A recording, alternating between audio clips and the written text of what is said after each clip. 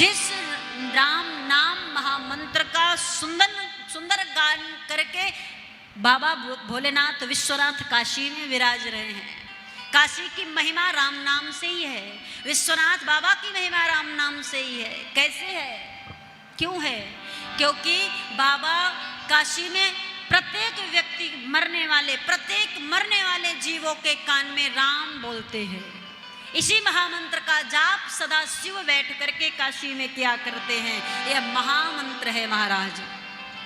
महिमा जासु जान गण राउ, प्रथम पूज्यत नाम प्रभाव। अगर गणेश जी प्रथम पूज्य हैं, गणेश जी का प्रथम पूजन किया जाता है, ये भी उनके नाम जाप की महिमा के कारण ही है। वो भी नाम जाप किए हुए, अर्थात राम जी के नाम को जपने से महाराज सब कुछ जीवन में प्राप्त किया जा सकता है। ऐसा कुछ भी नहीं जो दुर्लभ हो राम के नाम को जपने से। जितना नाम जपेंगे उतना प्रभाव आपके जीवन में आपको प्राप्त होगा। भक्त समस्त इस राम नाम को जप करके संकटों से बचते हैं, साधु संत विपत्तियों से बचते हैं। ऐसे राम नाम को आप अगर अनायास किसी अकारण भी इस नाम को ले रहे हैं, भाय कुभाय अनख आलस हूं, प्रेम से नहीं बोल रहे हैं, रति से नहीं बोल रहे हैं, क्रोध में राम बोल दिए तो भी कृपा करेंगे। अगर गुस्से में भी कह दिया ये नाम राम रटते रहते हो, क्या है राम राम, तो भी लाभ मिलेगा। और प्रेम से जप रहे हैं तो भी मिलेगा, भाव से जप रहे हैं तो भी मिलेगा, बिना भाव के जप रहे हैं तो भी मिलेगा। जैसे दवा होती है, दवा आपने खाया, पैर दर्द हो रहा है, दवा मुख से खाए, दवा शरीर में गई, लेकिन आराम किसे मिला? पैर को, क्योंकि पैर दर्द हो रहा था। दवा खाते ही पैर को आराम मिल गया। दवा कैसे कैसे खाई जाती? कोई कोई टैबलेट को चबाकर खा जाता है, कोई कोई टैबलेट को जीभ पर रखा, पानी से निगल गया, कोई कोई लिक्विड में लेते हैं, उसको ढक्कन में लिए पी करके दवा को अंदर प्रवेश। मतलब दवा लेने की कई विधियां हैं, चाहे चबाकर खाओ, चाहे निगल कर खाओ, चाहे पी कर खाओ, वो काम अपना करेगा। शरीर के अंदर गया तो आपके शरीर का दर्द दूर करेगा। दवा का काम यही है, ले चाहे जैसे, वो अपना काम करेगा। वैसे ही राम नाम की महिमा है, चाहे जैसे चीज, चाहे जिस अवस्था में ले लीजिए, अच्छे से लें तो भी, चिल्ला के लें तो भी, प्रेम से लें तो भी, गा कर लें तो भी, भाव से लें तो भी, क्रोध में लें तो भी, अगर ले लिया है तो दवा की तरह ये आपके जीवन में काम जरूर करेगा महाराज। ये काम अवश्य करेगा, आपके जीवन में मंगलता जरूर लाएगा, आपके जीवन को मंगल जरूर करेगा महाराज। प्रणाम करते हैं, उसके बाद आगे जब प्रवेश करते हैं तो याज्ञवल्क्य जी कथा गाने लगे। भरद्वाज जी के आग्रह पर, भरद्वाज जी के प्रश्न पर उत्तर के रूप में राम कथा को गाते हुए श्रवण कराए हैं याज्ञवल्क्य जी। भरद्वाज जी ने प्रश्न किया, राम कवन प्रभु पूछऊं तो ही, राम जी कौन हैं? इस प्रश्न को भरद्वाज जी ने किया है। और इसी प्रश्न के उत्तर में याज्ञवल्क्य जी श्री राम कथा को श्रवण कराना आरंभ किए। और श्री राम कथा को जब सुनाना शुरू किए महाराज, तो कहते हैं जिस प्रकार से संशय आज आपको हुआ है, इसी प्रकार से संशय माँ भगवती सती जी को भी एक बार हुआ था। वो भी राम जी पर संशय कर ली थी, भगवान की लीलाओं पर संशय कर ली थी। और संशय के साथ साथ मैया को मोह भी हो गया था।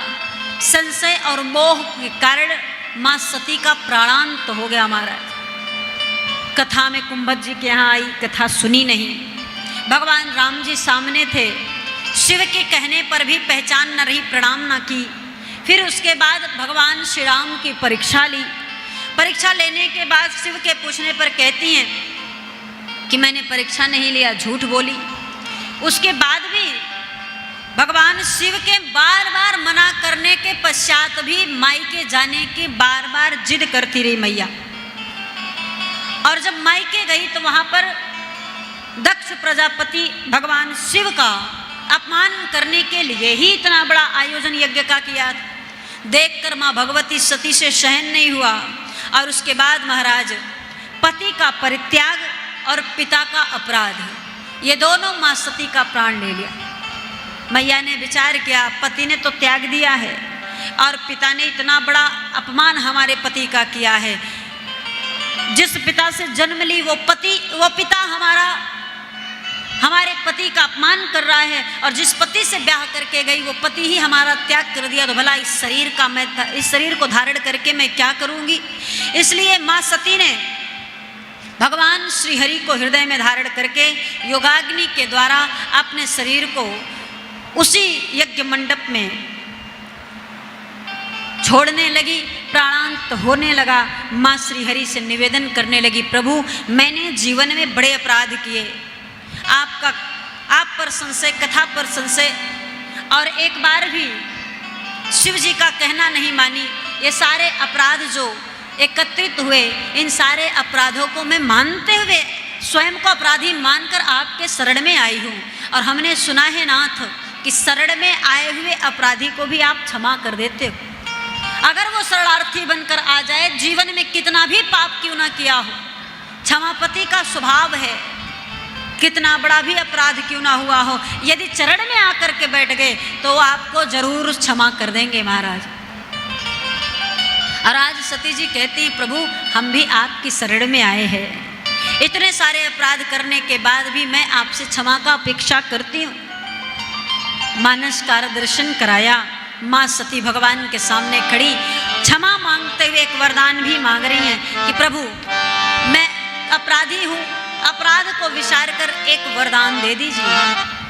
निवेदन करते हुए माँ सती भगवान श्री हरि से कहती है, नाथ सत्य मरत हरि सन बरु मांगा, सत्य मरत हरि सन बरु मांगा, जन्म जन्म सेवा पद अनुरागा,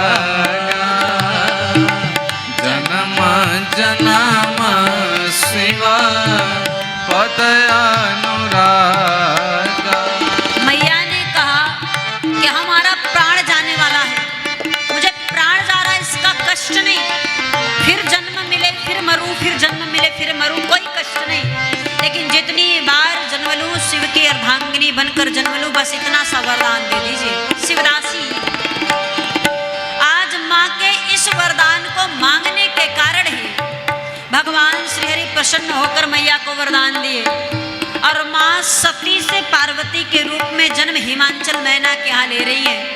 मानसकार दर्शन करा रहा है, तेहि कारण हिमा गिर गृह जाए, तेहि कारण हिमा गिर गृह जाए, जन्मे पार पति तनु पाए, जन्मे पार पति तनु पाए, जन्मे पार पति तनु पाए, जन्मे पार पति तनु पाए।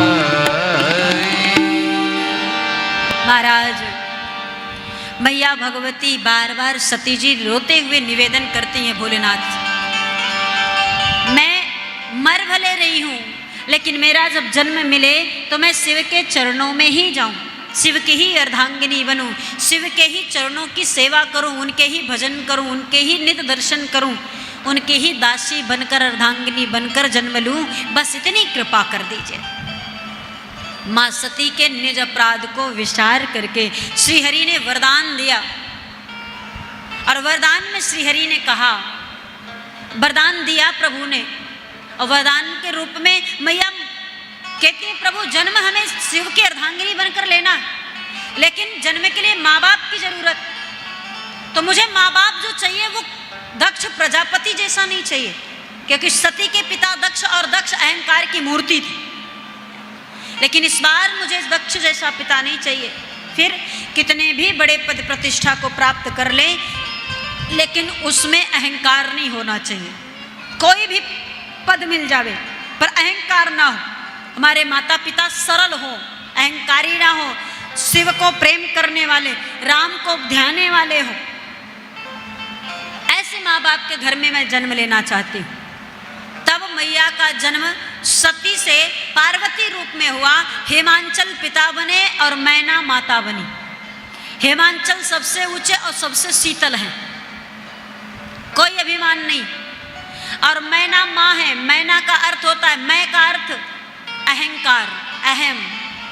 जो मैं शब्द का उपयोग जीवन में करता है, मेरा है, मैंने किया, मेरे द्वारा हुआ, ये अहंकार है।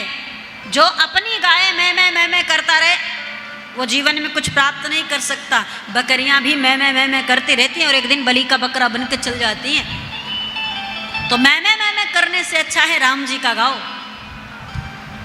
राम जी का ही सब कुछ है। कहते हैं राम जी की चिड़िया, राम जी का खेत, खा ले मेरी चिड़िया भर भर पे। ये सब राम जी का है, हमारा आपका कुछ नहीं है। तो मैं करने की जरूरत क्या है? हमारे द्वारा कुछ नहीं हो सकता, हम कुछ भी नहीं। बड़ी बड़ी बिल्डिंग अगर बना रहा है व्यक्ति,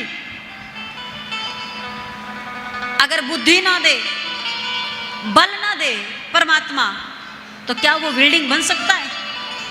भले ही अपने नाम का बोर्ड टांग दे उस पर, अपने नाम का बोर्ड टांग दे, फला भवन, फला हाउस, लेकिन महाराज भगवान अगर चाहे तो एक क्षण में उसे फिर मिट्टी में मिला दे। ये जो चलती फिरती हंसती खेलती जिंदगी है, इसे बर्बाद भी कर सकता, आबाद भी कर सकता, करोड़पति भी बना सकता, रोडपति भी बना सकता। 1 मिनट का काम उसके हाथों का है महाराज। इसलिए गानी है ना तो उसकी गाओ जिसकी सत्ता है, जिसकी सरकारी है, जिसकी चलती है महाराज। हमारी आपकी कुछ नहीं चलती, हमारा आपका कुछ भी है ही नहीं। सारा सिंहासन, सारी सत्ता, सारा प्रशासन उस परमात्मा के हाथ में है। वो जैसे जैसे हम सबको चलाता है, हम सब वैसे वैसे रास्ते पर चलते, वैसे वैसे क्रियाएं किया करते, कर्म किया करते। इसलिए राम के भरोसे रहोगे तो फल भी राम देंगे, और अपनी गाओगे तो फल भी अपने कर्म के अनुसार पाओगे। शिव जी स्पष्ट कहते, कोकर तर्क बढ़ावई शाखा होई है सोई जो राम रचि राखा। जिसकी रचना भगवान ने किया होगा वही।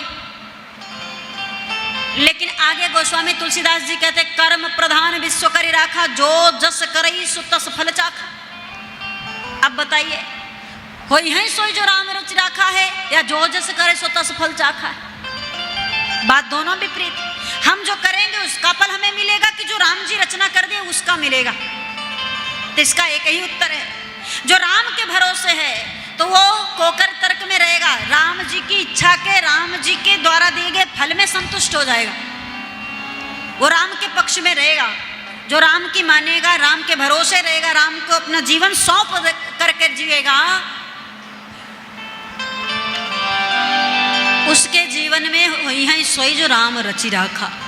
और जो अपने अनुसार अपनी जिंदगी जी रहा, मैंने किया है, मैं कर रहा हूं, मैं करता हुआ संसार में जी रहा है, अपने मन मर्जी मन मुताबिक उल्टे गलत काम कर रहा है, वो कर्म प्रधान विश्व करि राखा है। वो जैसा करेगा, क्योंकि वो भगवान के भरोसे नहीं। जो भरोसे रहता उसकी नैया भगवान खेते हैं, और जो नहीं रहता उसकी नैया वो स्वयं चलाता है। डूबो या उबलो, बाहर निकलो, ये आपके ऊपर रहता है महाराज। लेकिन ना अगर राम के भरोसे है तो राम ने आज तक किसी को नहीं डूबने दिया, हमें आपको भी डूबने नहीं देगा। वो पार उतारेगा, उबारेगा।